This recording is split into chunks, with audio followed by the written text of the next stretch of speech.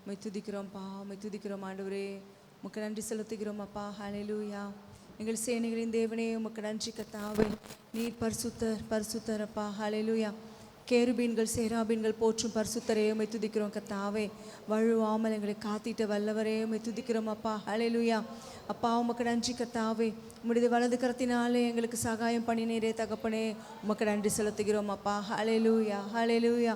எங்களோடு கூட இருந்து கர்த்தாவே ஆண்டவரே கண்ணின்மணி போல் எங்களை பாதுகாத்து வந்த எங்கள் தெய்வமே உமக்கு நன்றி செலுத்துகிறோம் கர்த்தாவே. ஹல்லேலூயா.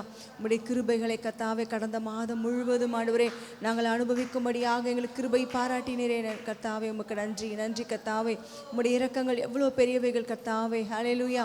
உம்முடைய காருண்யங்கள் எங்களை மூடிக்கொண்டதே தகப்பனே, உமக்கு நன்றி செலுத்துகிறோம் நன்றி செலுத்துகிறோம் அப்பா. புதிய மாதத்தையும் காண கிருபை கொடுத்தீரே, நன்றி நன்றி கர்த்தாவே. ஹல்லேலூயா.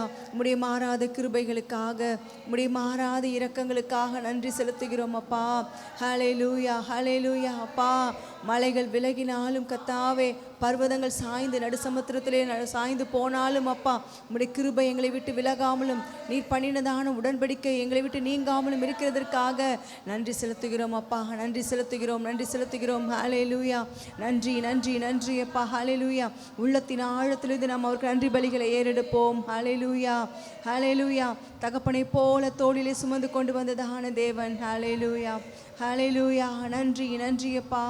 ஆண்டவரே எங்கள் மீது எவ்வளவாய் அன்பு கூர்ந்தீரே கர்த்தாவே. ஹல்லேலூயா. அப்பா எங்களை முந்தி நேசித்தீரே தகப்பனே, உமக்கு நன்றி நன்றி தகப்பனே. ஹல்லேலூயா ஹல்லேலூயா. அப்பா நன்றி செலுத்துகிறோம் நன்றி செலுத்துகிறோம் அப்பா. நன்றி நன்றி. கர்த்தரை நானே காலத்திலும் ஸ்தோத்தரிப்பேன், அவர் துதி எப்போதும் என் வாயில் இருக்கும். ஹல்லேலூயா. துதிகளால் நம்முடைய உதடுகள் நிறைந்திருக்கட்டும். ஹல்லேலூயா ஹல்லேலூயா ஹல்லேலூயா.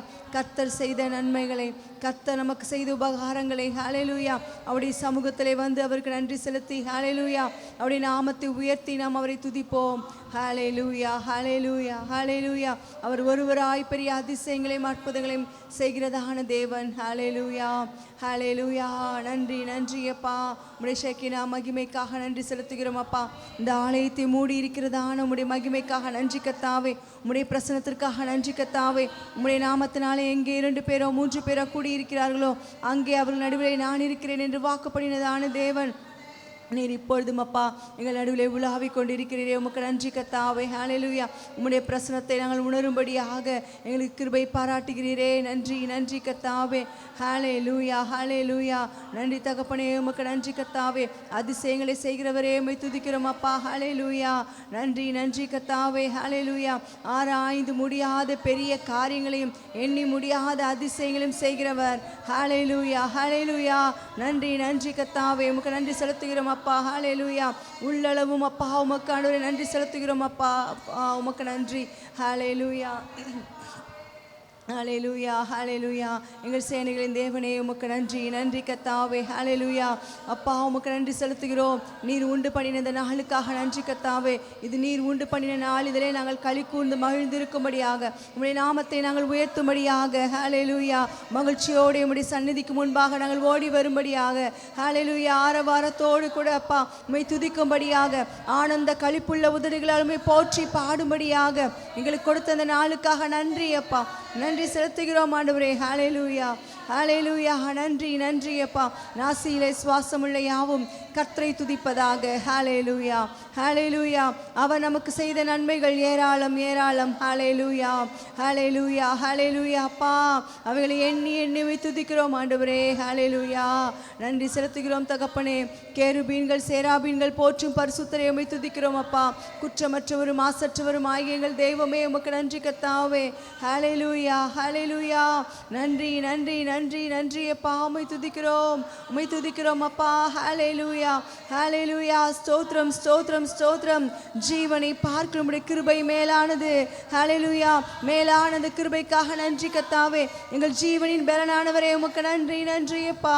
ஹல்லேலூயா ஹல்லேலூயா ஹல்லேலூயா ஹல்லேலூயா ஹல்லேலூயா. ஸ்தோத்திரம் ஸ்தோத்திரம் ஸ்தோத்திரம் ஸ்தோத்திரம் ஸ்தோத்திரம் ஸ்தோத்திரம் அப்பா. உம்முடைய பிரசன்னத்திற்காக நன்றி நன்றி. ஹல்லேலூயா ஹல்லேலூயா. ஸ்தோத்திர பலியிடுகிறவன் உம்மை மகிமைப்படுத்துகிறான். ஹல்லேலூயா ஹalleluya. நன்றி தகப்பனே. ஹalleluya.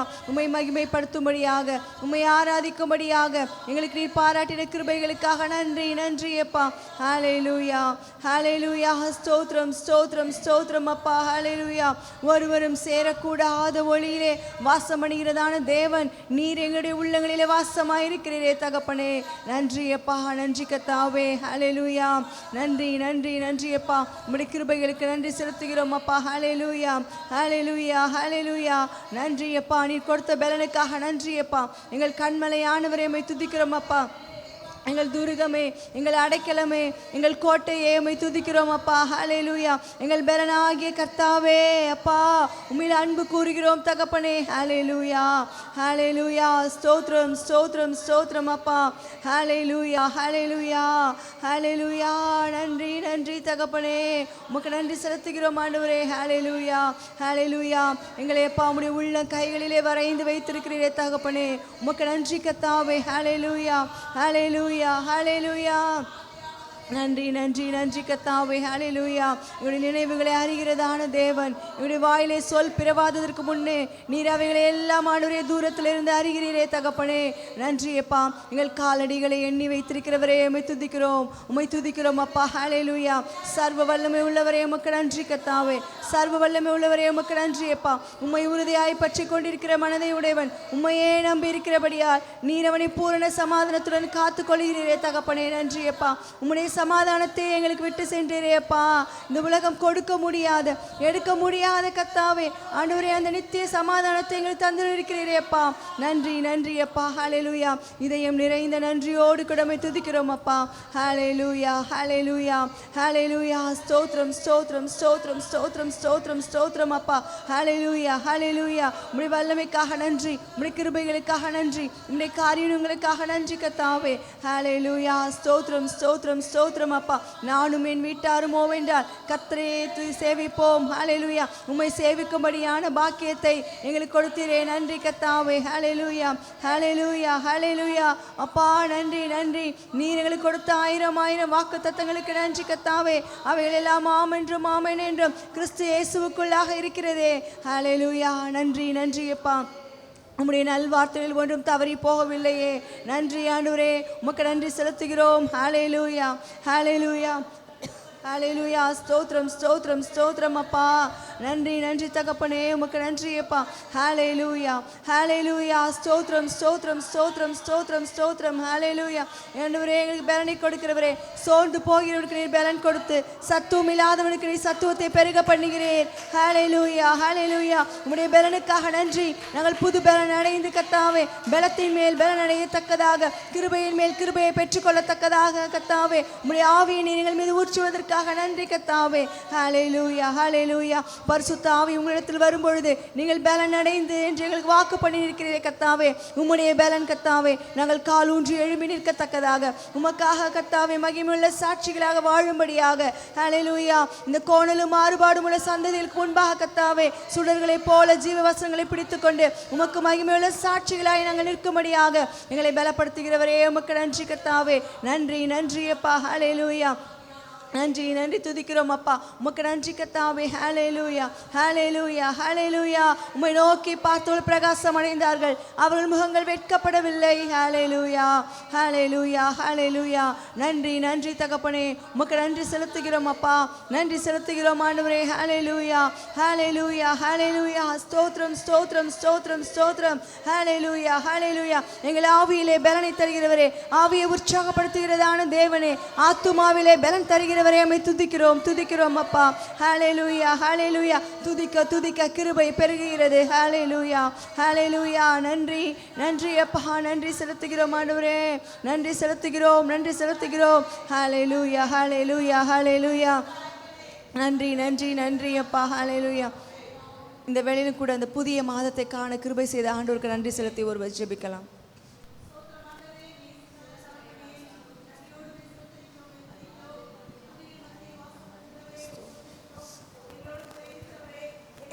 கேட்கிறவரே அப்பா யெகோவா ஈரே மே ஸ்தோத்திரிக்கிறோம்.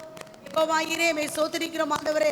சர்வ வல்லமையுள்ள தேவனே மே சோதரிக்கிறோம் ஐயா, மே சோதரிக்கிறோம். கடந்த மாதம் முழுவதும் எங்களை ஆண்டவரை வழிநடத்தின கிருபைக்காக தயவிற்காக சோதரிக்கிறோம். இந்த புதிய மாதத்துக்குள்ள எங்களை பிரவேசிக்க செய்த உம்முடைய வல்லமையுள்ள தயவிற்காக ஆண்டவரே உமக்கு நன்றி செலுத்துறோம் ஆண்டவரே. அல்லேலூயா மே சோதரிக்கிறோம் ஆண்டவரே.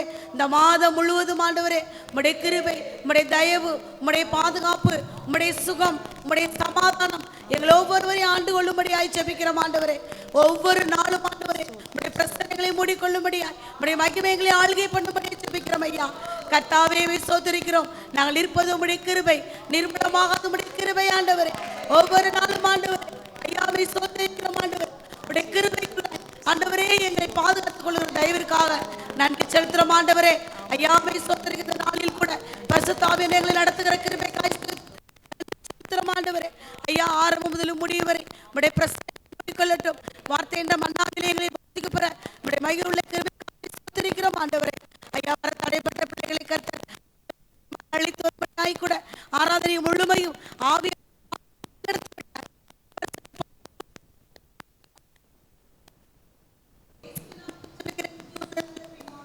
ஆமென். நம்ம உட்கார்ந்து கொள்வோம். இப்பொழுது கூட நம்முடைய கொயரோடு கூட சேர்ந்து 2 பாடல்களை பாடி நாம் தேவனை மகிமைப்படுத்துவோம்.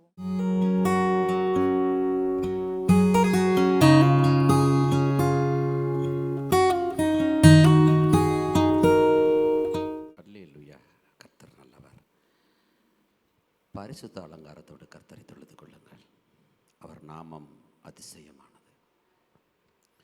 ராஜா நீர் செய்த நன்மைகள் அதை எண்ணி முடியாதையா. ராஜா நீர் செய்த நன்மைகள் அதை எண்ணி முடியாதையா. ஏறெடுப்பே நன்றி பலி ஜீவனாளெல்லாம். நான் ஏறெடுப்பே நன்றி பலி என் ஜீவனாளெல்லாம். அதிகாலை நேரம் தட்டி தட்டி எழுப்பி புது கிருபை தந்தீரையா. அதிகாலை நேரம் தட்டி தட்டி எழுப்பி புது கிருபை தந்தீரையா. ஆனந்த மழையில் நனைத்து நனைத்து நன்றி சொல்ல வைத்தீரையா. ஆனந்த மழையில் நனைத்து நனைத்து தினம் நன்றி சொல்ல வைத்தீரையா. நன்றி ராஜா இயேசு ராஜா. நன்றி ராஜா இயேசு ராஜா. நன்றி ராஜா இயேசு ராஜா. நன்றி ராஜா இயேசு ராஜா. ராஜா நீர் செய்த நன்மைகள் அதை எண்ணி முடியாதையா. ராஜா நீர் செய்த நன்மைகள் அவை எண்ணி முடியாதையா. ஏறெடுப்பே நன்றி பலி ஜீவனாளெல்லாம். நான் ஏறெடுப்பே நன்றி பலி என் ஜீவனாளெல்லாம். வேதத்தின் ரகசியம் அறிந்திட புரிந்திட வெளிச்சம் தந்தீரையா. வேதத்தின் ரகசியம் அறிந்திட புரிந்திட வெளிச்சம் தந்தீரையா. பாதம் அமர்ந்து நான் உம் குரல் கேட்கும் பாக்கியம் தந்தீரையா. பாதம் அமர்ந்து நான் உம் குரல் கேட்கும் பாக்கியம் தந்தீரையா. நன்றி ராஜா இயேசு ராஜா. நன்றி ராஜா இயேசு ராஜா. நன்றி ராஜா இயேசு ராஜா. நன்றி ராஜா இயேசு ராஜா. ராஜா நீர் செய்த நன்மைகள் அதை எண்ணி முடியாதையா. ராஜா நீர் செய்த நன்மைகள் அதை எண்ணி முடியாதையா. நேரெடுப்பே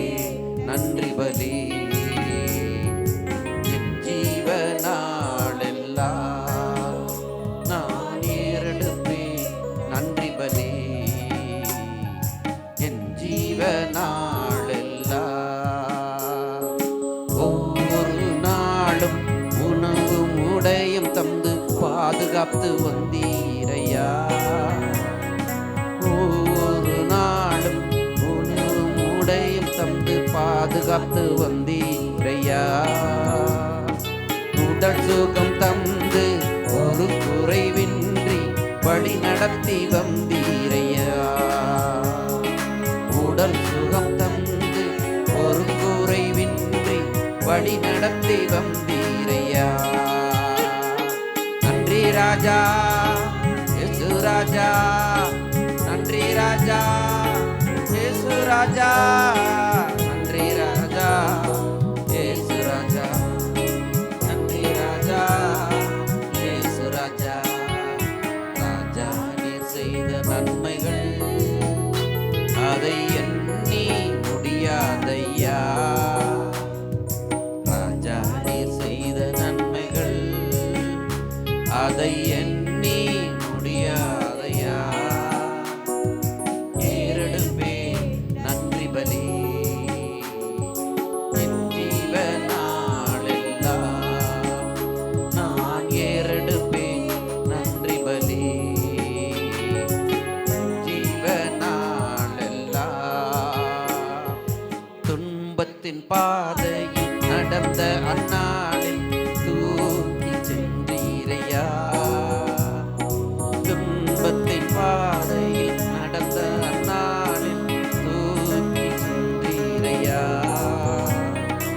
அன்பமும் கரத்தால் அனைத்து அனைத்து தினம் ஆறுதல் தந்தீரையா.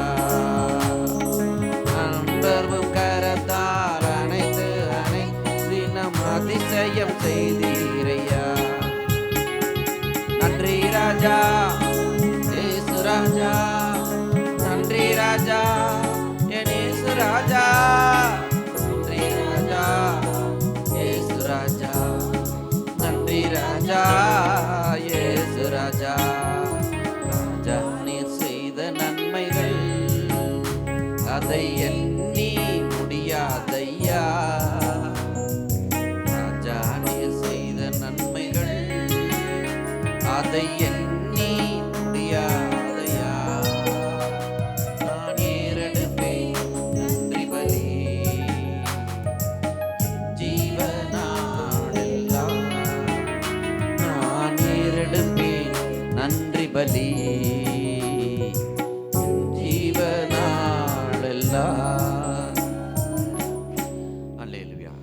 கடந்த 4 மாதங்களும் நம்மை கண்மணி போல காத்து வழிநடத்தினவர், ஒரு நாளும் மறவாதவர், என்றும் நம்மை நினைத்து கொண்டிருப்பவர், நாம் மறந்தாலும் மறக்காதவர். மறவாமல் நினைத்தீரையா, மனதார நன்றி சொல்வேன். என்னை மறவாமல் நினைத்தீரையா,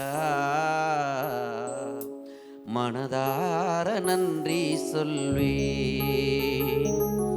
இரவும் பகலும் என்னை நினைத்து இதுவரை நடத்தினீரே. இரவும் பகலும் என்னை நினைத்து இதுவரை நடத்தினீரே. நன்றி நன்றி ஐயா, கோடி கோடி நன்றி ஐயா. நன்றி நன்றி ஐயா, கோடி கோடி நன்றி ஐயா. மறவாமல் நினைத்தீரையா, மனதார நன்றி சொல்வேன். என்னை மறவாமல் நினைத்தீரையா, மனதார நன்றி சொல்வேன். எபினேசர் நீர்தானையா, இதுவரை உதவி நீரே. எபினேசர் நீர்தானையா, இதுவரை உதவி நீரே. எல்ரோயி எல்ரோயி என்னையும் கண்டீரே, எப்படி நான் நன்றி சொல்வேன்.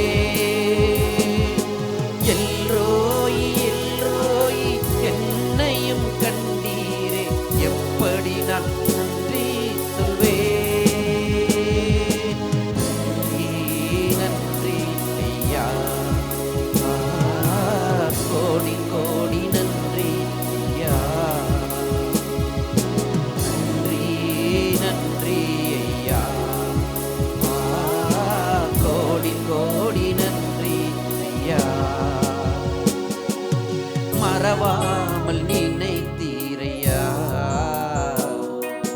மனதார நன்றி சொல்வேன். என்னை மறவாமல் நினைத்தீரையா, மனதார நன்றி சொல்வேன். பலவீன நேரங்களில் பேலன் தந்தீரையா, பலவீன நேரங்களில் பேலன் தந்தீரையா. சுகமானேன் சுகமானேன் தழும்புகளால் சுகமானேன், என் குடும்ப மருத்துவர் நீரே. சுகமானேன் சுகமானேன் தழும்புகளால் சுகமானேன், என் குடும்ப மருத்துவர் நீரே. நன்றி நன்றி ஐயா, கோடி கோடி நன்றி ஐயா. நன்றி நன்றி ஐயா, கோடி கோடி நன்றி ஐயா. மறவாமல் நினைத்தீரையா, நன்றி சொல்வேன்.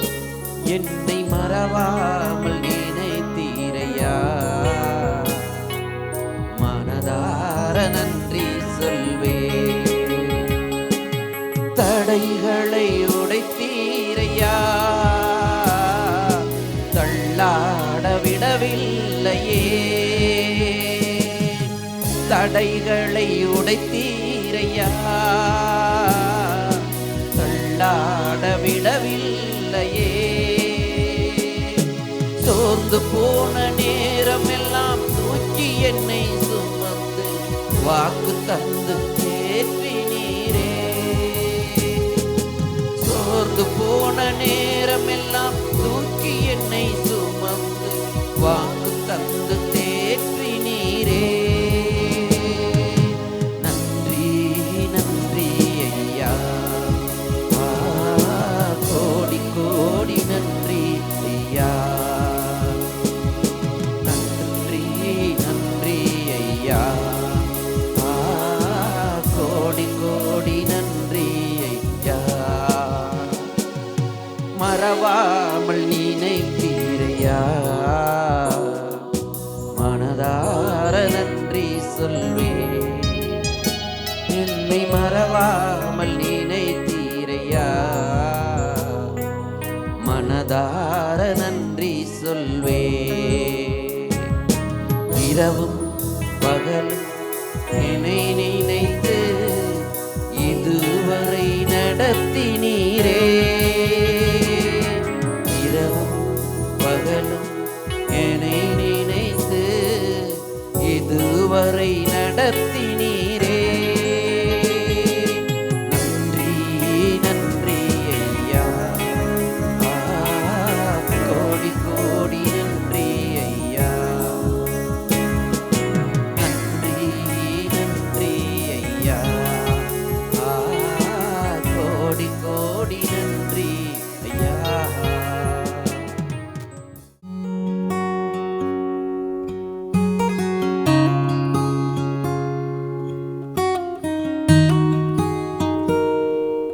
இருந்த வண்ணமாகவே தலைகளை வணங்கி தேவனை நோக்கி பார்ப்போம். அன்புள்ள பிதாவே, இந்த அருமையான மாதத்தின் முதல் நாளுக்காக உமக்கு நன்றி சொல்லுகிறோம்.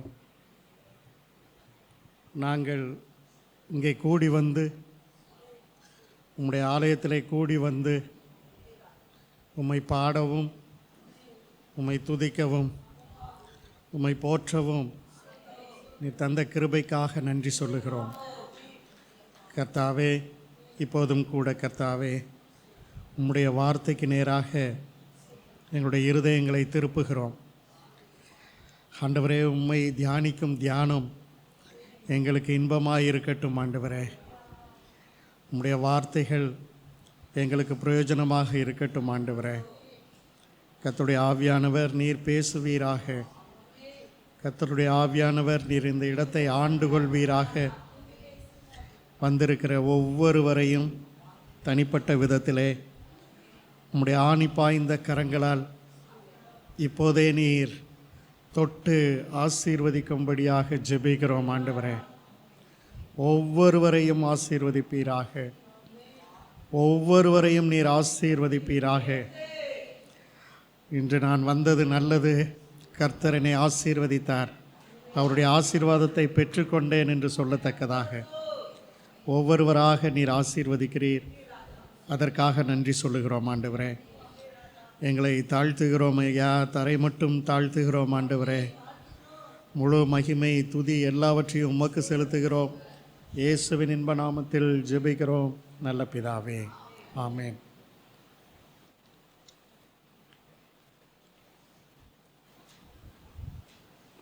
மீண்டுமாக உங்களை சந்திப்பதற்கு தேவன் கொடுத்த மகா பெரிய கிருபைக்காக அவருக்கு நன்றி சொல்லுகிறேன்.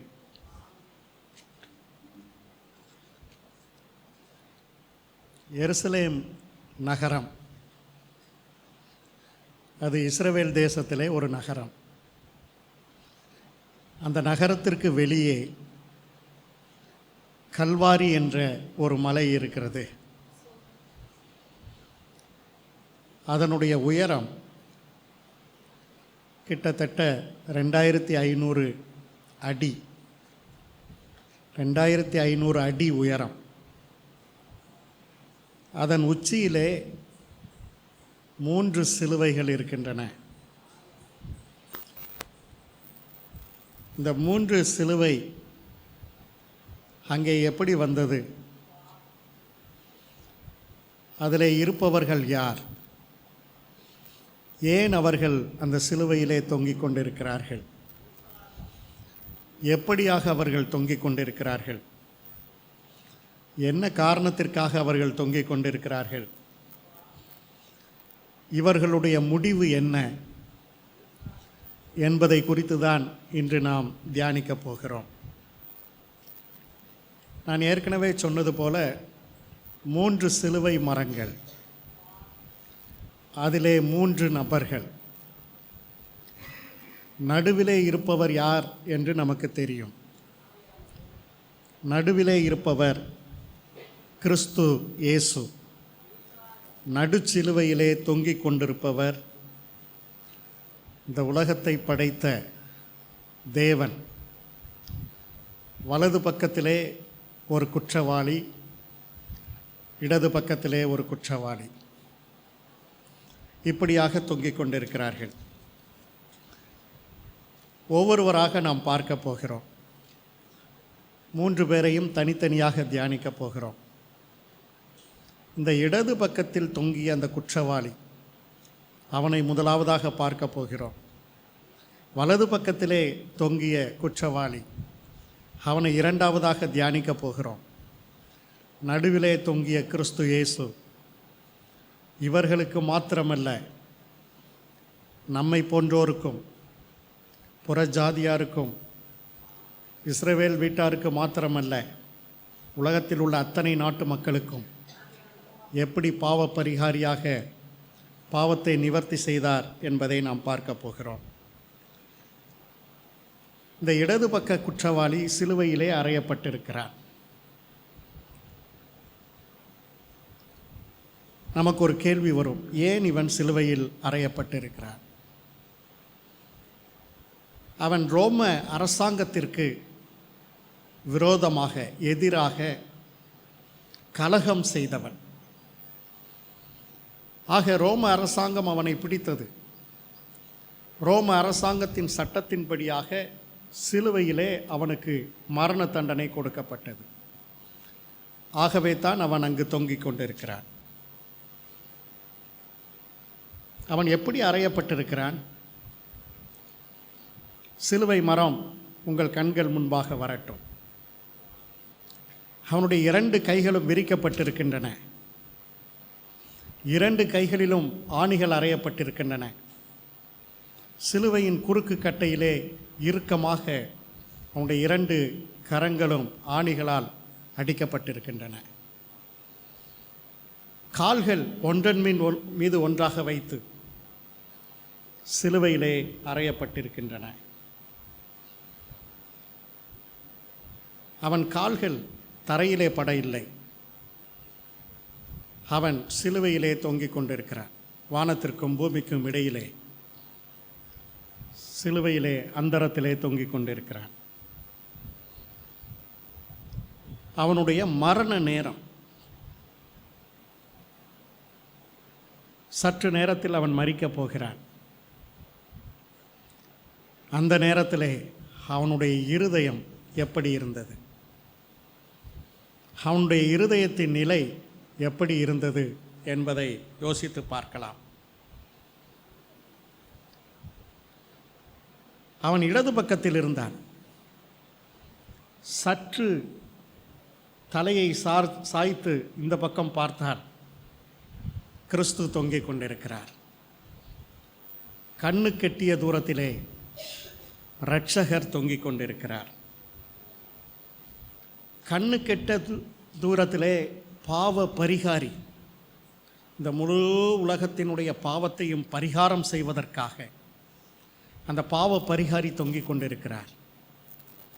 இந்த முழு உலகத்தினுடைய பாவங்களை நிவர்த்தி செய்யும்படியாக அந்த பாவ நிவர்த்தியாளர் தொங்கிக் கொண்டிருக்கிறார். இந்த முழு உலகத்தினுடைய பாவங்களை மன்னிப்பதற்காக பாவத்தை மன்னிப்பவர் தொங்கிக் கொண்டிருக்கிறார். பாவ மன்னிப்பு என்பது சாதாரணமானதல்ல. மன்னிக்கப்படாத பாவி, பாவம் மன்னிக்கப்படாத மனிதர்கள் படும் பாடுகள் கொஞ்சம் நஞ்சமல்ல. கண்களால் பார்க்கிறான், ஆனால் அவனுடைய இருதயத்திலே விசுவாசம் வர இல்லை. இருதயத்திலே விசுவாசம் வரவில்லை.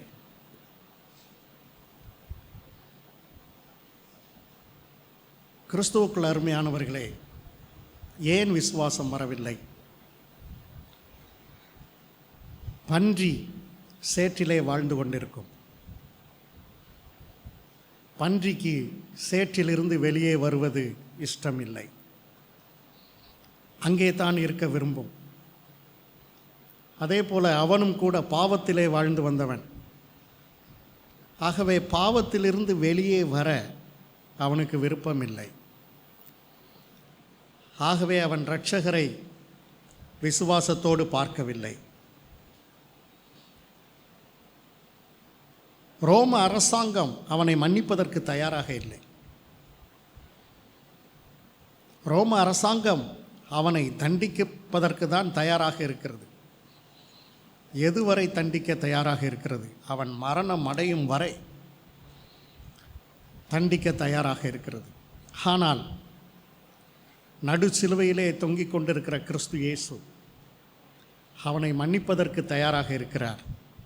ஆனால் மரண நேரத்தில் கூட மனதை திருப்ப அவனுக்கு மனதில்லை. மரண நேரத்தில் கூட. இன்றைக்கு மனிதர்களுடைய நிலை இப்படித்தான் இருக்கிறது. வாழ்நாள் முழுவதும் திருப்பவில்லை, சரி, மரண நேரத்திலாவது உண்மை தெய்வத்தை நோக்கி மனதை திருப்பலாமா? திருப்ப முடியவில்லை. காரணம், மனிதனுடைய இருதயம் கடினப்பட்டு போயிருக்கிறது. இங்கு இருக்கிற நம் ஒவ்வொருவருக்கும் ஒவ்வொரு இருதயம் இருக்கிறது. அந்த இருதயத்தை கொண்டுதான் நாம் சிந்திக்கிறோம். அந்த இருதயத்திலிருந்து தான் யோசனைகள் நமக்கு வருகிறது. அந்த இருதயத்தில் இருந்துதான் வருகிற சத்தத்தை கொண்டு நம்முடைய வாழ்க்கையை நாம் நடத்துகிறோம். இவனுடைய இருதயம் கடினப்பட்டு போயிருக்கிறது. நான் ஏற்கனவே சொன்னது போல பக்கத்தில் இரட்சகர், இவனது பாவத்தை அவர்தான் சுமந்து கொண்டிருக்கிறார். இவன் சரியாக பார்த்திருந்தால் அவனுக்கு அது புரிந்திருக்கும். இதை புரியாததினாலே அவரை பற்றி புரியாததினாலே அந்த கடினப்பட்ட இருதயத்திற்குள்ளே இயேசு உள்ளே செல்ல இவன் அனுமதி கொடுக்கவில்லை. அந்த கடினப்பட்ட இருதயத்திற்குள்ளே இயேசுவின் வசனம் செல்ல முடியவில்லை. மனிதனுடைய இருதயம் அவ்வளவு மோசமானது. இவன் கண்களுக்கு முன்பாக முதலாவது திருவசனத்தை சொல்லுகிறார், பிதாவே இவர்களை மன்னியும். அதை இவன் நேராக பார்க்கிறான், கேட்கிறான். ஆனால் அவனுடைய உள்ளத்திலோ இது எந்த ஒரு மாற்றத்தையும் ஏற்படுத்தவில்லை. ஏனென்றால் இருதயம் கடினப்பட்டு போயிருக்கிறது. கடினப்பட்ட இருதயத்திலே உணர்வுகள் இருப்பதில்லை. நம்மை போன்றோர் கிறிஸ்து இயேசுவை நேரடியாக பார்த்ததில்லை, நேரடியாக தரிசித்ததில்லை. ஆனால் கிறிஸ்து இயேசுவை நாம் விசுவாசிக்கிறோம். நம்முடைய இருதயம் விசுவாசிக்கிறது. ஆனால் அவனை பாருங்கள், அருகில் இருக்கிறான், கண்களால் பார்க்கிறான், தரிசனம் செய்கிறான். ஆனால் அவனுடைய இருதயமோ எங்கோ இருக்கிறது, கடினப்பட்டு போய் கிடக்கிறது. கிறிஸ்துவுக்குள் அருமையானவர்களே, வேதம் மனிதனுடைய இருதயத்தை குறித்து சொல்லும்போது மனிதனுடைய இருதயம் திருக்கான இருதயம், மகா கேடுள்ள இருதயம் என்று சொல்லுகிறது. இவன் அமைதியாக இருந்திருந்தால் பரவாயில்லை, திடீரென்று வாயை திறக்கிறான். கிறிஸ்து இயேசுவை நோக்கி சொல்லுகிறான், நீ மேசியாவா? அதாவது நீ கிறிஸ்துவா? நீ தேவனுடைய குமாரனா? நீ தேவனுடைய குமாரன் என்றால் உன்னை நீயே ரட்சித்துக்கொள், என்னையும் ரட்சித்துக்கொள், நாம் ரட்சிக்கப்படட்டும் என்று வேதம் சொல்லுகிறது. இகழ்ந்தான், பரிகாசம் பண்ணினான். இவன் விசுவாசித்து சொல்லவில்லை, இகழ்ச்சியாக பரிகாசமாக அவன் சொன்னான். இருதயத்திலே விசுவாசம் இல்லை. நம்முடைய வாழ்க்கையிலே இருதயம் மிக மிக மிக முக்கியம். இருதயத்திலே கிறிஸ்து இயேசுவை விசுவாசிப்பது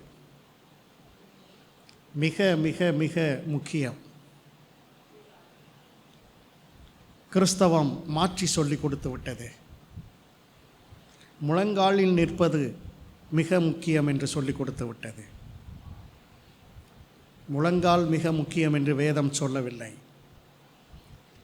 இதயம் தேவனுக்கு முன்பாக மிக மிக முக்கியம்.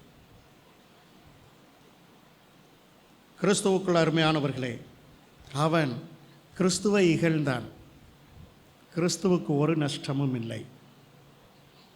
ஆனால் இவனோ ஒரு அருமையான வாய்ப்பை இழந்து போனான். தன்னை தானே ஏமாற்றி கொண்டான். அவன் அங்கு ரட்சிப்பை பெற இல்லை. அவனுடைய முடிவு எப்படி இருந்தது? ரோம அரசாங்கத்தின் சட்டத்தின்படியாக சிலுவையிலே தொங்கக்கூடிய மனிதன் குறிப்பிட்ட நேரத்திற்குள் அவன் மரிக்காவிட்டால் அவனுடைய கால்கள் முறிக்கப்பட வேண்டும், அவனுடைய கால்கள் ஒடிக்கப்பட வேண்டும். எதற்காக அப்படி ஒடிக்கப்பட வேண்டும்? சிலுவையிலே தொங்கும்போது இந்த முழு சரீரத்தின் எடையை இந்த கால்கள் தான் தாங்கும். இந்த கால்களை முறிக்கும்போது சரீரம் நிலை குலைந்து விடும். அவனுக்கு மூச்சு விடுவதற்கு சிரமமாக இருக்கும். கால்களிலே பேலன்ஸ் கிடைக்காது. மூச்சு விட சிரமப்படுவான். சற்று நேரத்தில் மரித்து விடுவான். அதன் பின்பு ரோம அரசாங்க சட்டத்தின்படி என்ன செய்யப்படும்? சிலுவையிலிருந்து அவனுடைய சரீரம் இறக்கப்படுவதில்லை. அவனுடைய சரீரம் சிலுவையிலே தொங்கிக் கொண்டே இருக்கும். மரித்த பிணம் தொங்கிக் கொண்டிருக்கும். பறவைகள் வந்து கொத்தி கொத்தி தின்ன ஆரம்பிக்கும். கடைசியாக அந்த எலும்புகள் அந்த கபாலஸ்தலத்திலே, கல்வாரி மலையிலே போடப்படும். கிறிஸ்துவுக்குள் அருமையானவர்களே, இவன் நிச்சயமாக பரலோகத்திற்கு செல்ல இல்லை, பாதாளத்திற்கு சென்றான். மரண நேரத்தில் கிடைத்த அருமையான வாய்ப்பை தவற விட்டு விட்டான். பாதாளத்திற்கு சென்றான். பாதாளம் எதற்காக பண்ணப்பட்டது? வேதம் சொல்லுகிறது, பாதாளம் மனிதனுக்காக ஆயத்தப்படுத்தப்படவில்லை. தேவன் பாதாளம் என்ற ஒன்றை மனிதனுக்காக படைக்கவே இல்லை. தேவன் பாதாளத்தை யாருக்காக படைத்தார்? பிசாசிற்காகவும் அவனுடைய தூதர்களுக்காகவும் படைத்தார். இவன் கிறிஸ்துவை தெரிந்து கொள்ளாத குற்றத்தினாலே, கிறிஸ்துவை ஏற்றுக்கொள்ளாத குற்றத்தினாலே, கிறிஸ்துவை நிராகரித்த குற்றத்தினாலே என்ன செய்கிறான்? பாதாளத்திற்கு செல்லுகிறான். வாழ்க்கையிலே நமக்கு முன்பாக இரண்டு சாய்ஸ் இருக்கிறது. ஒன்று கிறிஸ்து, மற்றொன்று பிசாசு. யாரை நாம் சூஸ் பண்ண போகிறோம்? பண்ணினோம். கிறிஸ்துவை நாம் சூஸ் பண்ணினோம், விசுவாசித்தோம், ரட்சிக்கப்பட்டோம். ஆனால் ஒவ்வொரு நாளும் நம்முடைய செயல்களிலே கிறிஸ்துவை நாம் சூஸ் பண்ணுவது அவசியமாக இருக்கிறது. இவன் யாருக்கு அடையாளமாக இருக்கிறான்? இந்த உலகத்திலே இரண்டு பெரும் கூட்டங்கள் இருக்கிறது. ஒன்று கிறிஸ்துவை விசுவாசிக்கிற கூட்டம், மற்றொன்று கிறிஸ்துவை நிராகரிக்கிற கூட்டம். கிறிஸ்துவை நிராகரிக்கிற கூட்டத்திற்கு இவன் அடையாளமாக இருக்கிறான். கிறிஸ்துவுக்குள் அருமையானவர்களே, முடிவு பரிதாபம். அடுத்ததாக வலது பக்கத்தில் இருக்கக்கூடிய அந்த குற்றவாளியை நாம் பார்ப்போம். இவனுக்கு ஏன் இந்த சிலுவை கொடுக்கப்பட்டிருக்கிறது? இடது பக்க குற்றவாளி என்ன செய்தானோ அதையே தான் இவன் செய்தான். ரோம அரசாங்கத்திற்கு விரோதமாக இவன் கலகம் செய்தான். அரசாங்கத்திற்கு விரோதமாக கலகம் செய்வது அது எத்தனை பெரிய குற்றம்! அதே குற்றத்தை தான் இவனும் செய்தான். ஆகவே இவனுக்கும் சிலுவையிலே மரண தண்டனை கொடுக்கப்பட்டிருக்கிறது. இவனும் தொங்கிக் கொண்டிருக்கிறான். இவனுடைய கைகள் எப்படி அறையப்பட்டிருக்கிறதோ அப்படியே இவனுடைய கைகளும், இவனுடைய கால்கள் எப்படி அறையப்பட்டிருக்கிறதோ அப்படியே இவனுடைய கால்களும் அறையப்பட்டிருக்கிறது. இரண்டு பேருக்கும் சரிசமமான தண்டனை. இவன் சரீரத்தில் எத்தனை வேதனைப்படுகிறானோ அதே வேதனையை இவனும் பட்டு கொண்டிருக்கிறான். ஆனால் ஒரு பெருத்த வித்தியாசம். அவனுடைய இருதயம் வேறு, இவனுடைய இருதயம் வேறு. இரண்டு பேரும் குற்றவாளிகளா? ஆம். இரண்டு பேரும் குற்றத்திற்கான தண்டனையை அனுபவித்து கொண்டிருக்கிறார்களா? ஆம். ஆனால் இரண்டு பேருடைய இருதயம் வித்தியாசமாக இருக்கிறது. இவனுடைய இருதயம் எப்படிப்பட்டதாக இருக்கிறது? கூப்பிடு தூரத்திலே இரட்சகர் இருக்கிறார். இவனுடைய இருதயத்தை நாம் எப்படி கண்டுபிடிக்கலாம்? இவன் வாயிலிருந்து வந்த வார்த்தைகளை வைத்து கண்டுபிடிக்கலாம். இவன் இடது பக்க குற்றவாளியை பார்த்து சொல்லுகிறான், நீ கிறிஸ்துவை ஏன் தூசிக்கிறாய்? நாம் இருவரும் நாம் செய்த அந்த கலகத்திற்கு ஏற்ற தண்டனையை அனுபவித்துக் கொண்டிருக்கிறோம். ஆனால் நடுவில் தொங்கக்கூடிய இவரோ எந்த ஒரு தகாத காரியத்தையும் செய்யவில்லையே என்று சொல்லுகிறார். கிறிஸ்துவை அவன் குற்றமற்றவராக பார்க்கிறான். யூதாஸ் என்ன சொன்னான்? கிறிஸ்துவை காட்டி கொடுத்து விட்டான். கடைசியாக அவன் சொல்லுகிறான், குற்றமில்லாத இரத்தத்தை காட்டி கொடுத்தேன். கிறிஸ்து குற்றமில்லாதவர். கிறிஸ்துவை விசாரித்த ஏரோது என்ன சொல்லுகிறார்? இவனிலே ஒரு குற்றத்தையும் காணேன். இது பிலாத்துவினுடைய சாட்சி, யூதாசினுடைய சாட்சி கேட்டோம், பிலாத்துவினுடைய சாட்சி கேட்டோம். இவன் சொல்லுகிறான், தகாத ஒன்றையும் இவர் நடப்பிக்கவில்லையே. கிறிஸ்துவுக்குள் அருமையானவர்களே, தேவனை பற்றி நல்ல எண்ணம் நமக்கு வேண்டும். முதலாவது, தேவனை பற்றிய ஒரு நல்ல எண்ணம் நம்முடைய மனதிலே இருக்க வேண்டும், இருதயத்திலே இருக்க வேண்டும். ஆகவே தான் அவன் கிறிஸ்துவை நோக்கி தன்னுடைய இருதயத்தை திருப்புகிறான். பன்றிக்கு சேற்றிலே இருப்பது பிரியம், ஆனால் ஆட்டுக்குட்டி சேற்றிலே இருக்காது. சேற்றிலிருந்து எப்போது துள்ளி குதித்து வெளியே வந்துவிட வேண்டும், எப்போதாவது வந்துவிட வேண்டும் என்று யோசித்து கொண்டே இருக்கும். வாய்ப்பு கிடைக்கும்போது வெளியே வந்துவிடும். அதே போல இவன் ஒரு ஆட்டுக்குட்டியைப் போல இருந்தான். கிறிஸ்து அவரை நோக்கி தன்னுடைய இருதயத்தை திருப்பி அந்த பாவ சேற்றிலிருந்து வெளியே வர விரும்பினான்.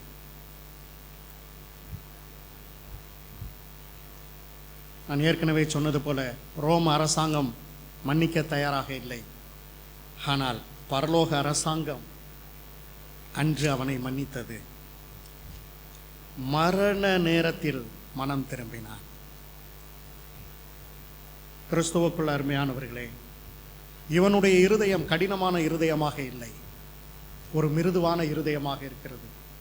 ஆகவே மிருதுவான மண்ணுக்குள்ளாக எளிதாக பொருட்கள் செல்லும். அதே போல இவனுடைய இருதயம் மிருதுவாக இருந்தபடியினாலே கிறிஸ்து அவனுடைய இருதயத்திற்குள்ளே செல்ல முடிந்தது. கிறிஸ்துவின் வார்த்தை, பாவ மன்னிப்பின் வார்த்தை, பாவ மன்னிப்பு என்கிற அந்த தெய்வீக காரியம் இவனுடைய இருதயத்திற்குள்ளே பிரவேசித்தது. கிறிஸ்துவுக்குள் அருமையானவர்களே, அவனுடைய இருதயத்திலே ஒரு மாற்றம் ஏற்பட்டது. இதய மாற்றம்தான் ரட்சிப்புக்கு வழி நடத்துகிறது. இதயத்திலே மாற்றம் இல்லாமல்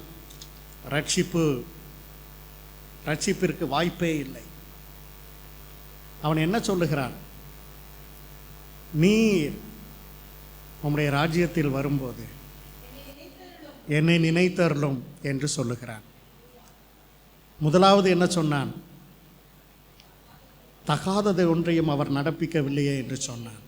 அடுத்து சொல்லுகிறான், நீர் இயேசுவே, நீர் உம்முடைய ராஜ்யத்திலே வரும்போது என்னை நினைத்து கொள்ளும். அவனுக்குள்ளே ஒரு விசுவாசம் வந்து விட்டது. கிறிஸ்து உள்ளே நுழையும் போது, கிருபை உள்ளே நுழையும் போது ஒரு விசுவாசம் வந்து விடுகிறது. என்ன விசுவாசம்? இவர்தான் ராஜா, இவருக்கென்று ஒரு ராஜ்யம் உண்டு, அவர் அந்த ராஜ்யத்திலே அரசாள போகிறார், மரணத்திற்கு பின்பு ஒரு வாழ்க்கை இருக்கிறது, அந்த வாழ்க்கை, அந்த ராஜ்யத்தை இவர்தான் கையில் வைத்திருக்கிறார். ஆகவே உம்முடைய ராஜ்யத்தில் வரும்போது என்னை நினைத்தருளும் என்று சொல்லி அவன் வேண்டிக் கொண்டான். கிறிஸ்துவுக்குள் அருமையானவர்களே, நீ மேசியாவா என்று சொன்ன இருதயம் பெருமையான இருதயம், என்னை நினைத்து கொள்ளும் என்று சொன்ன இருதயம் தாழ்மையான இருதயம். அது கிருபையை நிராகரிக்கிற இருதயம், இது கிருபையை ஏற்றுக்கொள்ளக்கூடிய இருதயம். அருகாமையில் இருக்கிற கிறிஸ்துவை தரிசித்தான், விசுவாசித்தான், தரிசித்தான், மகிமையை பெற்றுக்கொண்டான், மறுமையை பெற்றுக்கொண்டான். சாகும் தருவாயில் அவன் வேறொன்றும் சொல்லவில்லை, வேறு எதையும் செய்யவில்லை, கிறிஸ்துவை விசுவாசித்தான். அவன் பரலோகத்தில் இருக்கிறான். எப்படி சொல்லுகிறீர்கள்? கிறிஸ்து சொன்னார், இன்று நீ என்னோடே கூட பரதீசில் இருப்பாய். கிறிஸ்து ஒரு வாக்கு தத்தத்தை கொடுக்கிறார். இவனுடைய முடிவு எப்படி? அவனைப் போல்தான் முடிவு. கால்கள் முறிக்கப்பட்டதா? முறிக்கப்பட்டது. சிலுவையிலே மரணமடைந்தானா? சிலுவையில் மரணமடைந்தான். பறவைகள் கொத்தி தின்றனவா? பறவைகள் கொத்தி தின்றன. எலும்புகள் கல்வாரி மலையிலே தூவப்பட்டனவா? கல்வாரி மலையிலே இவனுடைய எலும்புகளும் தூவப்பட்டன. ஆனால் அவனுடைய ஆவி பாதாளத்திற்கு சென்றது. இன்று வரை அக்கினியிலே பரிதபித்து கொண்டிருக்கிறது. இவனுடைய ஆவி பரதீசிற்கு சென்றது. இன்று வரை தேவனிலே சந்தோஷமாயிருக்கிறது. நம்முடைய மறுமையை, நம்முடைய நித்தியத்தை நிர்ணயிக்கக்கூடியது ஏது? இருதயம். கிறிஸ்துவுக்குள் அருமையானவர்களே, அந்த இருதயம் ஒன்று பரலோகத்தை நமக்கு கொண்டு வரும், அல்லது பாதாளத்தை நமக்கு கொண்டு வரும். நம்முடைய இருதயத்தின் விசுவாசம் அது மிக மிக மிக முக்கியம். நம்முடைய இருதயத்திலே கிறிஸ்துவை மாத்திரம் விசுவாசிக்கிற ஒரு பழக்கம் நமக்கு வேண்டும். வேதம் அதைத்தான் உறுதியாக சொல்லுகிறது. விசுவாசம் என்று வரும்போது வேறு ஒருவர் மேலும் விசுவாசத்தை வைக்கக்கூடாது என்று வேதம் சொல்லுகிறது. கிறிஸ்துவின் தாயினிடத்தில் விசுவாசம் வைக்கக்கூடாது என்று இந்த வேதம் சொல்லுகிறது. கிறிஸ்துவின் சகோதரர்களிடத்திலே விசுவாசம் வைக்கக்கூடாது என்று இந்த வேதம் சொல்லுகிறது. கிறிஸ்துவின் சீஷர்களிடத்திலே விசுவாசம் வைக்காதே என்று இந்த வேதம் எச்சரிக்கிறது. போதகர்களிடத்திலே, சுவிசேஷர்களிடத்திலே, தீர்க்கதரிசிகளிடத்திலே, ஊழியம் செய்கிறவர்களிடத்திலே உன்னுடைய இருதய விசுவாசத்தை அங்கே வைக்காதே என்று வேதம் சொல்லுகிறது. நமக்கென்று ஒரு இருதயம் கொடுக்கப்பட்டிருக்கிறது. அது எதற்காக? கிறிஸ்து என்கிற ஒரே ஒருவரை விசுவாசிப்பதற்காக. நம்முடைய இருதயத்தின் நோக்கம், கொடுக்கப்பட்டதின் நோக்கம் இயேசுவை விசுவாசிப்பதற்காக. இவன் யாருக்கு அடையாளமாயிருக்கிறான்? வலது பக்கத்துக்காரன். நம்மை போன்றோருக்கு அவன் அடையாளமாக இருக்கிறான். கிறிஸ்துவை ஏற்றுக்கொண்டவர்களுக்கு அவன் அடையாளமாக இருக்கிறான். கிறிஸ்துவை நிராகரிக்காத அந்த கூட்டத்திற்கு அவன் அடையாளமாக இருக்கிறான். எளிய விசுவாசத்தினாலே ரட்சிக்கப்படுகிற கூட்டத்திற்கு அவன் அடையாளமாக இருக்கிறான். கடைசியாக நடு சிலுவையிலே தொங்கக்கூடிய கிறிஸ்து இயேசுவை குறித்து தியானிக்கப் போகிறோம். இவர் ஏன் சிலுவைக்கு வந்தார்? ரோம நாட்டிற்கு விரோதமாக கலகம் செய்தாரா? இல்லை. பின்பு ஏன் இவர் சிலுவைக்கு வந்தார்? இவர் மேல் பொய்யான குற்றங்களை சுமத்தினதினால். அன்றைய காலகட்டத்தில் இருந்த அரசாங்கம் அதை பொய்யான குற்றச்சாட்டுகள் என்று எடுத்துக்கொள்ளாமல் இவரை பழி வாங்க வேண்டும் என்று நினைத்ததினால் இவரை சிலுவைக்கு கொண்டு வந்து விட்டது.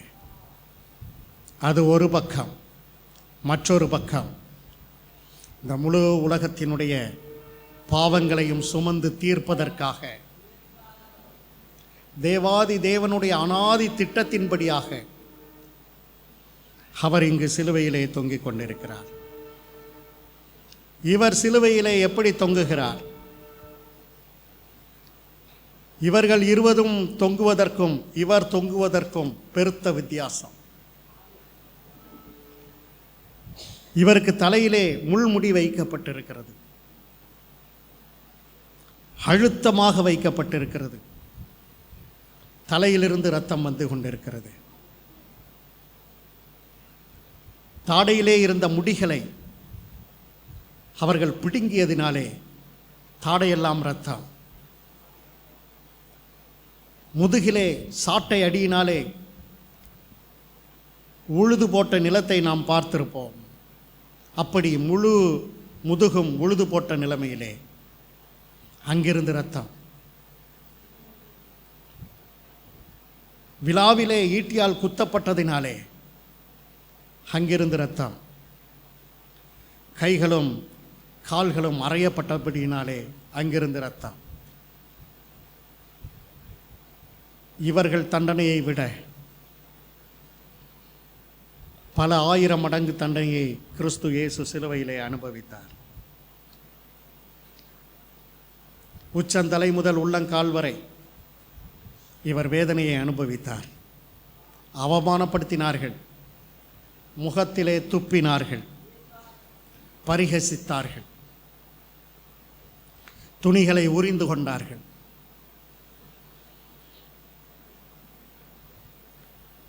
கிறிஸ்து இயேசுவை ஒரு மனிதனாக மாத்திரம் பார்க்கக்கூடாது என்று வேதம் சொல்லுகிறது. கிறிஸ்து இயேசுவை தெய்வமாக பார்க்க வேண்டும், தெய்வ குமாரனாக பார்க்க வேண்டும், தெய்வத்தின் அவதாரமாக பார்க்க வேண்டும் என்று வேதம் சொல்லுகிறது. அப்படி என்றால் இந்த சிலுவையிலே இத்தனை பாடுபடுவது யார்? உங்களுக்காக, எனக்காக, நமக்காக. இன்னும் கிறிஸ்துவை அறியாதவர்களுக்காக அவர் இந்த பாடுகளை பட்டு கொண்டிருந்தார். 2 பேதுரு 3:9 இவர் யார்? இவர் யார்? இவருடைய இருதயம் என்ன? கிறிஸ்து இயேசுவினுடைய இருதயம் என்ன? 2 பேதுரு 3:9.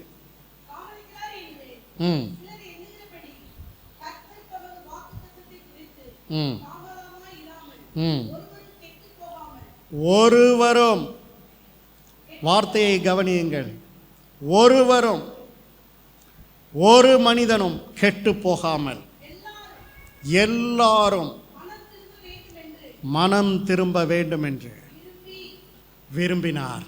போதும் போதும். இப்போது சிலுவையில் தொங்கிக் கொண்டிருக்கிறவர் யார்? யாரும் கெட்டு போகக்கூடாது, யாரும் அழிந்து போகக்கூடாது, யாரையும் பரலோகம் இழந்து போகக்கூடாது. எல்லாரும் மனம் திரும்ப வேண்டும், எல்லோரும் தன்னுடைய மனதை தேவனை நோக்கி திருப்ப வேண்டும் என்று விரும்புகிறவர் இவர். இதற்காகத்தான் அவர் உலக தோற்றத்திற்கு முன்பே செயல்பட ஆரம்பித்தார். கிறிஸ்து இயேசு என்றால் அவர் பிறந்த வருடத்திலிருந்து தான் அவருடைய வாழ்க்கை ஆரம்பிக்கிறது என்று நினைத்து கொள்ளாதிருங்கள். கிறிஸ்து இயேசு என்றால் உலகம் தோன்றுவதற்கு முன்பே அவருடைய வாழ்க்கை ஆரம்பித்து விட்டது. இந்த முழு உலகத்தையும் படைக்கும் போது அவர் தேவனோடு கூட இருந்தார். கிறிஸ்துவுக்குள் அருமையானவர்களே, லூக்கா 19:10 இவரை குறித்து இப்படி சொல்லுகிறது. லூக்கா, இழந்து போனதை தேடவும் ரட்சிக்கவுமே மனுஷகுமாரன் வந்திருக்கிறார். இந்த கிறிஸ்து இயேசு தன்னை பற்றி என்ன சொல்லுகிறார்? இழந்து போனவைகளை தேட வந்திருக்கிறேன், அவைகளை மீட்டெடுக்க வந்திருக்கிறேன் என்று சொல்லுகிறார். என்ன அர்த்தம்? மனிதன் அவன் மதிமயக்கத்தால் காணாமல் போய்விட்டான்.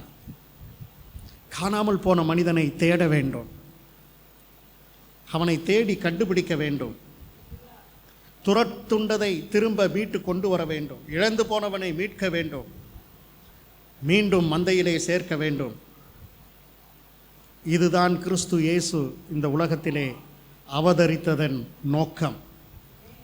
கிறிஸ்து இயேசு அவதாரமாக இந்த உலகத்திற்கு வந்ததன் ஒரே நோக்கம் நம்மை போன்றோரை தேடுவதற்காக, நம்மை போன்றோரை தேடி கண்டுபிடிப்பதற்காக, நம்மை போன்றோரை தேடி மீட்பதற்காக, நம்மை போன்றோரை தேடி தேவாலயத்திலே சேர்ப்பதற்காக அவர் அந்த ஒரே நோக்கத்தோடு வந்தார். நாம் மாத்திரமல்ல, இந்த உலகத்தில் இருக்கிற அத்தனை பேரையும் தேடித்தான் இந்த உலகத்திற்கு வந்தார். மத்தேயு 11:28 சொல்லுகிறது,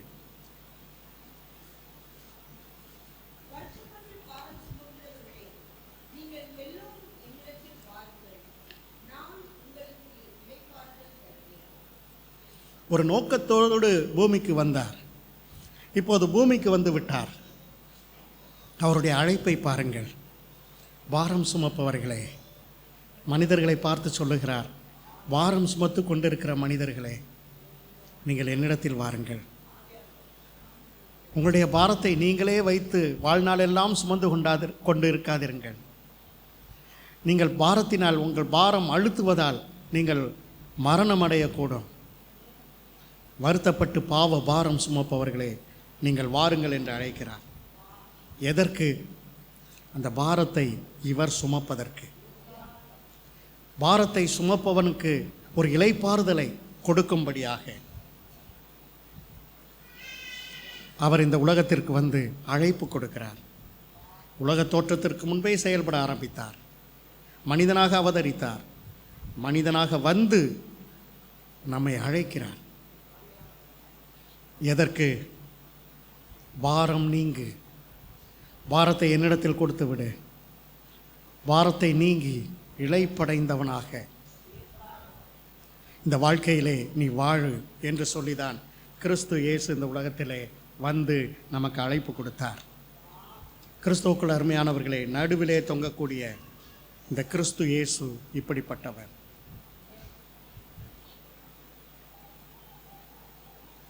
ஒரு 5 நிமிடங்கள் கூர்ந்து நீங்கள் சத்தியத்தை கேட்கும்படியாக நான் விரும்புகிறேன். சிலுவையிலே தொங்கிக் கொண்டிருக்கிற இயேசு எந்த நோக்கத்திற்காக வந்தார்? வலது பக்க குற்றவாளியையும் ரட்சிக்க வேண்டும், இடது பக்க குற்றவாளியையும் ரட்சிக்க வேண்டும். வலது பக்க குற்றவாளியும் பரலோகத்திற்கு வர வேண்டும், இடது பக்க குற்றவாளியும் பரலோகத்திற்கு வர வேண்டும். வலது பக்க குற்றவாளி பாதாளத்திற்கு செல்லக்கூடாது, இடது பக்க குற்றவாளியும் பாதாளத்திற்கு செல்லக்கூடாது. அதுதான் அவருடைய நோக்கம், அதுதான் அவருடைய விருப்பம், அதுதான் அவருடைய சித்தம், அதுதான் அவருடைய வருகையின் நோக்கம். கிறிஸ்துவின் மனதை புரிந்து கொள்ளுங்கள், கிறிஸ்துவின் இருதயத்தை புரிந்து கொள்ளுங்கள். இன்றும் அவருடைய நோக்கம் என்ன? இந்த உலகத்தில் வாழ்கிற ஒரு மனிதன் கூட கெட்டு போகக்கூடாது, அழிந்து போகக்கூடாது, பாதாளத்திற்கு சென்று விடக்கூடாது, பிசாசோடும் அவனது தூதர்களோடும் சேர்ந்து பாதாளத்திற்கு சென்று விடக்கூடாது. தேவனுக்காகவும் தேவனுடைய தூதர்களுக்காகவும் ஆயத்தம் பண்ணப்பட்ட அந்த பரலோகத்திற்கு வர வேண்டும். இதுதான் தேவனுடைய நோக்கம். ஆனால் ஆனால் ஆனால் எல்லோரும் ரட்சிக்கப்படுவதில்லை. பாதாளத்திற்கு செல்லும் கூட்டம் இருந்து கொண்டிருக்கிறது. காரணம் என்ன? காரணம் இந்த கிறிஸ்து அல்ல. அவர் வாய்ப்பை தருகிறார், மனிதன் வாய்ப்பை பயன்படுத்தி கொள்ள மறுக்கிறான். ரட்சிப்பின் அனுபவத்தை தேவன் ஒவ்வொருவருக்கும் கொடுக்க விரும்புகிறார். ரட்சிப்பு ஒரு மனிதனுடைய வாழ்க்கையிலே மிக மிக மிக முக்கியம். ரட்சிப்பை இழந்து போனால் நித்தியத்தை இழந்து போவோம்.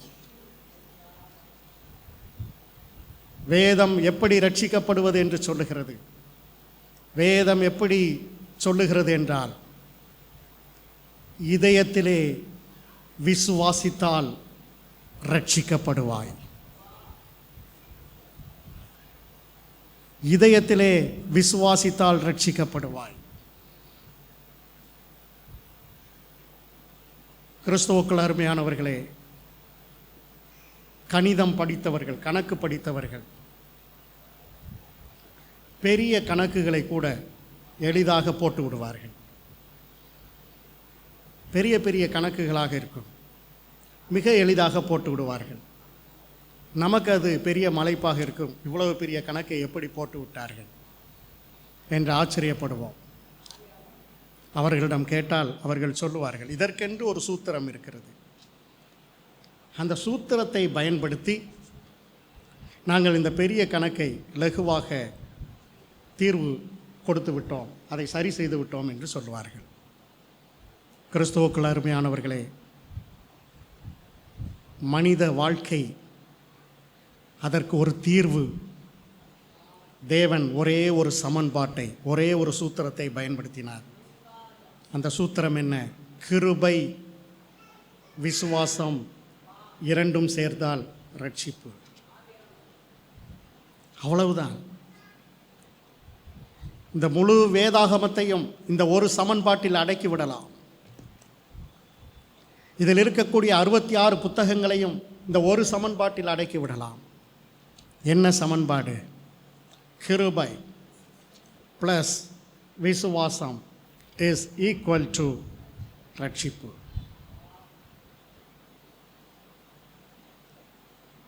கிருபை என்றால் என்ன? விசுவாசம் என்றால் என்ன? ரட்சிப்பு என்றால் என்ன? கிருபை என்றால் தேவன் தருவது. விசுவாசம் என்றால் தேவன் தருவதை மனிதன் பெற்றுக்கொள்வது.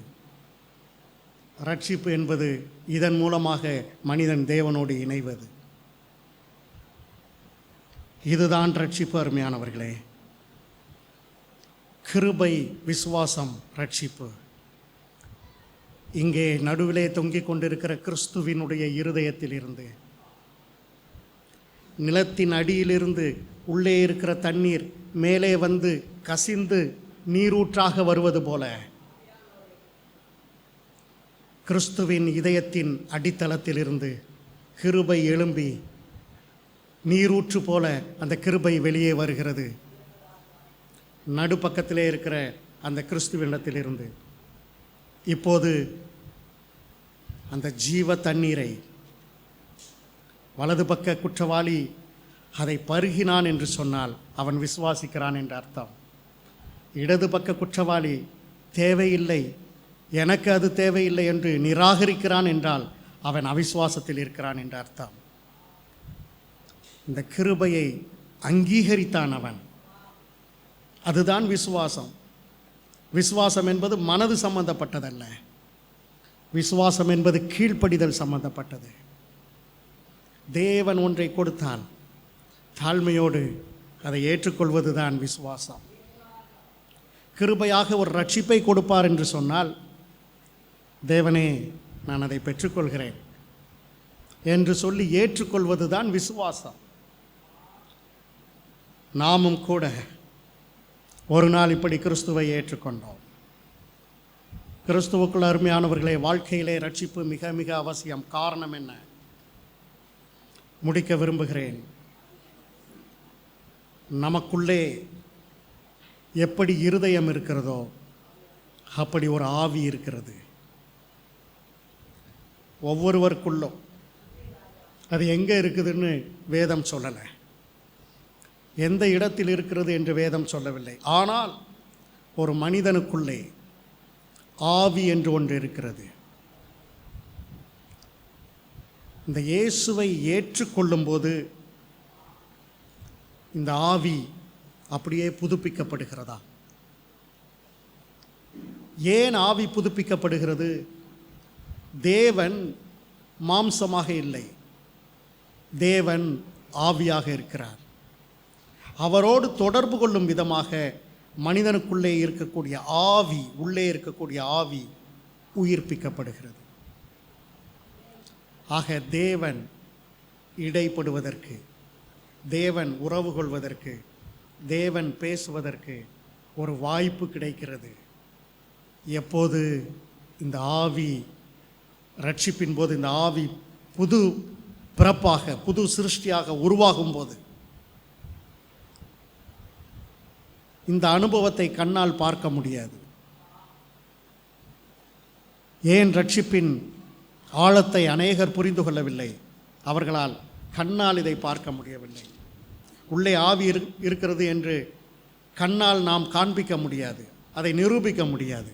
ஆனால் வேதம் அப்படி சொல்வதனால் அதை நாம் விசுவாசிக்க வேண்டும். நமக்குள்ளே இருக்கக்கூடிய ஆவி புதிய ஆவியாக படைக்கப்படுகிறது. அது தேவ ரூபத்திலே இருக்கிறது, தேவ சாயலிலே இருக்கிறது. யோசித்து பாருங்கள். ரட்சிக்கப்பட்ட ஜனமே, ரட்சிக்கப்பட்ட பாக்கியவான்களே, பாக்கியவதிகளே, உங்களுக்குள் ஒரு ஆவியை தேவன் வைத்திருக்கிறார். அந்த தேவன் வைத்திருக்கிற அந்த ஆவியில்தான் பரிசுத்த ஆவியானவர் வந்து வாசம் செய்ய முடிகிறது. பரிசுத்த ஆவியானவர் அழுக்கான இடங்களில் வந்து வாசம் செய்ய முடியாது. பரிசுத்த ஆவியானவர் பரிசுத்தமான இடத்தில் தான் வாசம் செய்ய முடியும். ஆகவேதான் மனிதனுடைய ஆவியை புதுப்பித்து புதிய சிருஷ்டியாக மாற்றி பழைய இடத்திலே, பாவ இடத்திலே பரிசுத்த ஆவியானவர் அமர முடியாது. ஆகவே ஆவியை புதுப்பித்து அங்கே வந்து அமர்கிறார். அந்த மறுபடியும் பிறந்த ஆவி பூரணமாக இருக்கிறது, ஜொலித்து கொண்டிருக்கிறது. அது ஒரு நித்தியமான ஆவி, அதற்கு மரணம் இல்லை. ஒரு நாள் நாம் மரிப்போம், அது நிச்சயம். நம்முடைய சரீரம் கல்லறையிலே வைக்கப்படும், அதுவும் நிச்சயம். நம்முடைய சரீரம் மண்ணுக்கு மண்ணாக, சாம்பலுக்கு சாம்பலாக ஒப்பு கொடுக்கப்படும், அதுவும் நிச்சயம். ஆனால் ஆவி தன்னை தந்த தேவனிடத்திற்கு திரும்ப செல்லும். தன்னை தந்த தேவனிடத்திற்கு திரும்ப செல்லும். ஒரு 50 வருட வாழ்க்கை, ஒரு 60 வருட வாழ்க்கை, ஒரு 70 வருட வாழ்க்கை, ஒரு 80 வருட வாழ்க்கை, இதையே யோசித்து யோசித்து யோசித்து யோசித்து வாழ்ந்து கொண்டிருக்கிற மனிதர்கள் கோடி கோடியான ஆண்டுகள் வாழப்போகிற அந்த நித்திய வாழ்க்கையை குறித்து சிந்திப்பதே இல்லை. அந்த வாழ்க்கையை எப்படி பெறலாம்? வலது பக்கத்தில் இருந்த குற்றவாளி அதை எப்படி பெற்றான்? கிறிஸ்து என்கிற ஒருவர் மேல் விசுவாசம். அதை மாற்றாதிருங்கள். அந்த ஒருவர் மேல் இருக்கக்கூடிய விசுவாசத்தை மாற்றாதிருங்கள். அவர்தான் எனது இரட்சகர், அவர்தான் எனது ஆண்டவர், அவர்தான் எனக்காக மரித்தவர், அவர்தான் எனக்காக அடக்கம் பண்ணப்பட்டவர், அவர்தான் எனக்காக உயிர்த்தெழுந்தவர், அவர்தான் எனக்காக ஜீவிக்கிறவர். அவருக்குள் நான் இருக்கிறேன், எனக்குள் அவர் இருக்கிறார். கிறிஸ்துவுக்குள் நான் இருக்கிறேன், எனக்குள் கிறிஸ்து இருக்கிறார். இதுதான் மகிமையின் நம்பிக்கை. கிறிஸ்துவுக்குள் அருமையானவர்களே, தேவன் நம்மை உள்ளாக பூரண ரூபவதியாக மாற்றி போட்டார். உள்ளார நாம் பூரண ரூபவதியாக இருக்கிறோம். நம்முடைய ஆவி மாற்றப்பட்டிருக்கிறது. இன்றைக்கு உங்கள் மனதிலே நீங்கள் நிறுத்த வேண்டிய ஒரு வரி செய்தி என்ன? இன்றைக்கு நீங்கள் வீட்டிற்கு எடுத்து செல்ல வேண்டிய ஒரு வரி செய்தி என்ன? ரட்சிப்பின் மூலமாக என்னுடைய ஆவி தேவ ஆவியைப் போல மாற்றப்பட்டிருக்கிறது. இந்த ஒரு வரி செய்திக்காகத்தான் 45 நிமிடங்கள் பேசிக் கொண்டிருக்கிறேன். உங்களுக்குள் இருக்கக்கூடிய ஆவி புதுப்பிக்கப்பட்டிருக்கிறது. கிறிஸ்துவுக்குள் அருமையானவர்களே, ரட்சிப்பு என்பது மிக மிக முக்கியம். ரட்சிப்படைந்தவர்கள் உலகத்தை நினைத்து எனக்கு அது இல்லை, இது இல்லை, அந்த பிரச்சனை சால்வ் ஆகலை, இந்த பிரச்சனை சால்வ் ஆகலை, இப்படி தான் வாழ்ந்து கொண்டிருக்கிறோம். ஆனால் நாம் பெற்றிருக்கிற அந்த மேன்மையான ரட்சிப்பை குறித்த அந்த எண்ணம், அந்த விசுவாசம் நமக்கு இல்லை. அருமையானவர்களே, நம்முடைய புதுப்பிக்கப்பட்ட ஆவியில்தான் தேவன் வந்து வாசம் பண்ணுகிறார், நம்மோடு இடைப்படுகிறார், நம்மோடு பேசுகிறார் என்கிற எண்ணம் நமக்கு இல்லை. பவுல் இதை குறித்து சொல்லும்போது, இந்த பொக்கிஷத்தை இந்த மண் பாண்டங்களிலே நாங்கள் பெற்றிருக்கிறோம். இந்த மாம்சத்தை மண் பாண்டம் என்று சொல்லுகிறார். உலகம் இந்த மாம்சத்தை பூஜித்து கொண்டு இருக்கிறது. அழகான மாம்சம், அசிங்கமான மாம்சம், உயரமான மாம்சம், குட்டையான மாம்சம், இப்படி மாம்சத்தை பூஜித்து கொண்டிருக்கிறது. அவர் சொல்லுகிறார், இது மண் பாண்டம். மண் பாண்டத்திற்கு உள்ளே என்ன இருக்கிறது? உன்னுடைய ஆவி புதுப்பிக்கப்பட்டிருக்கிறதா?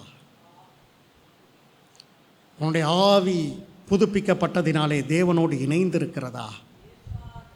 உன்னுடைய ஆவி நித்தியமாக புதுப்பிக்கப்பட்டிருக்கிறதா? நித்தியமாக நீ வாழ்வாயா? இது கிறிஸ்துவை தவிர வேறு யாராலும் முடியாது. அருமையானவர்களே, ரட்சிப்பு என்ற ஒரு புத்தகம் ஏற்கனவே உங்களுக்கு விநியோகிக்கப்பட்ட புத்தகம். இப்போது இந்த புத்தகம் எளிமையான வடிவத்திலே ஒரு நல்ல பேப்பர்ஸ், கலர் பிரிண்டிங், அருமையாக திரும்பவும் பதிப்பிக்கப்பட்டிருக்கிறது. கொண்டு வந்திருக்கிறேன். அருமையானவர்களே, ஏற்கனவே வாசித்தவர்கள் தயவு செய்து திரும்பவும் வாசியுங்கள். ரட்சிப்பின் மேன்மையை புரிந்து கொள்ளுங்கள்.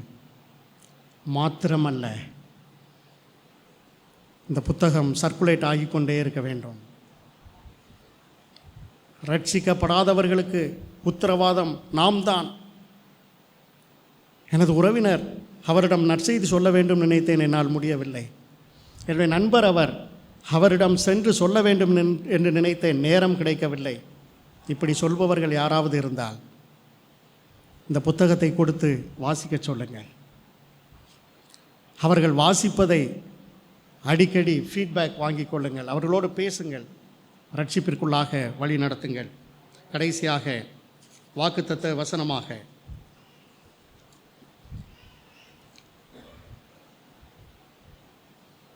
கிறிஸ்து இயேசுவினுடைய முடிவு என்ன? அவருடைய கால்கள் முறிக்கப்படவில்லை. இவங்க 2 பேருடைய கால்கள் முறிக்கப்பட்டுச்சு, இவர் முறிக்கப்படவில்லை. ஏனென்றால் பஸ்கா ஆட்டுக்குட்டியினுடைய கால் முறிக்கப்படக்கூடாது. உலகத்தின் பாவத்தை சுமந்து தீர்க்கிற தேவ ஆட்டுக்குட்டியினுடைய கால்கள் முறிக்கப்படக்கூடாது என்று தீர்க்கதரிசிகள் சொல்கிறார்கள். ஆகவே இவருடைய கால்கள் முறிக்கப்படவில்லை. அவன் தன்னுடைய பாவத்திற்காக மரித்தான். இவன் தன்னுடைய பாவத்திற்கு மன்னிப்பு பெற்றவனாக மரித்தான். கிறிஸ்து இயேசுவோ நம்முடைய பாவங்களுக்காக மரித்தார், அடக்கம் பண்ணப்பட்டார், உயிரோடு எழுந்தார். சங்கீதம் 35:39 வாசிப்போம்.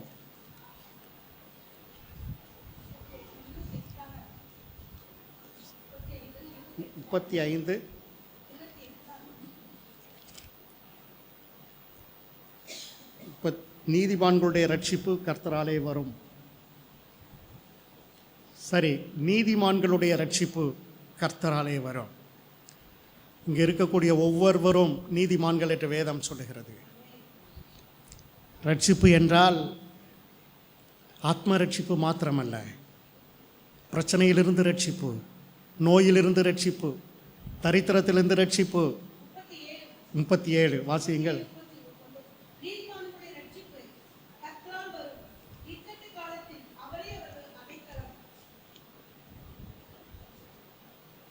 நீதிமான்களுடைய ரட்சிப்பு கர்த்தராலே வரும். இக்கட்டு காலத்திலே அவரே அவர்களுக்கு அடைக்கலாம். கிறிஸ்துவுக்குள் அருமையானவர்களே, இக்கட்டு காலத்திலே அவரை நோக்கி பார்ப்போம், இரட்சகரை நோக்கி பார்ப்போம். ரட்சிப்பை அவர் கொடுப்பார். கர்த்தர் தாமே இந்த திருவசனங்களை ஆசீர்வதிப்பாராக.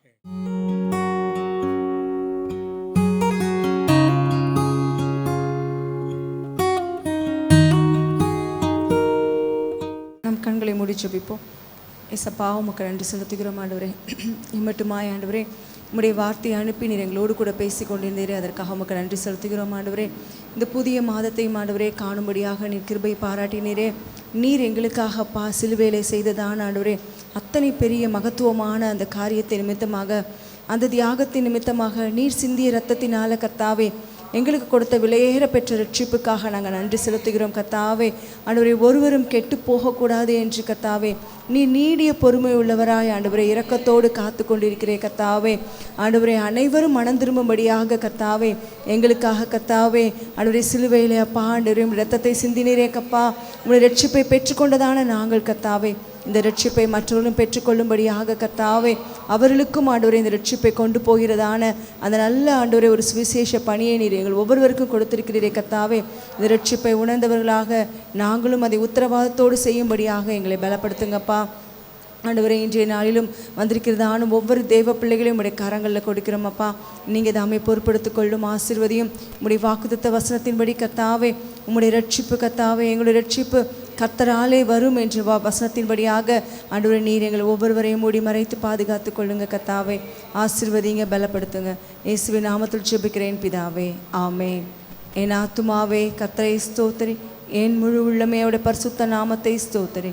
என் ஆத்துமாவே கர்த்தரை ஸ்தோத்திரி, கர்த்தர் செய்த சகல உபகாரங்களையும் மறவாதே. ஆமென்.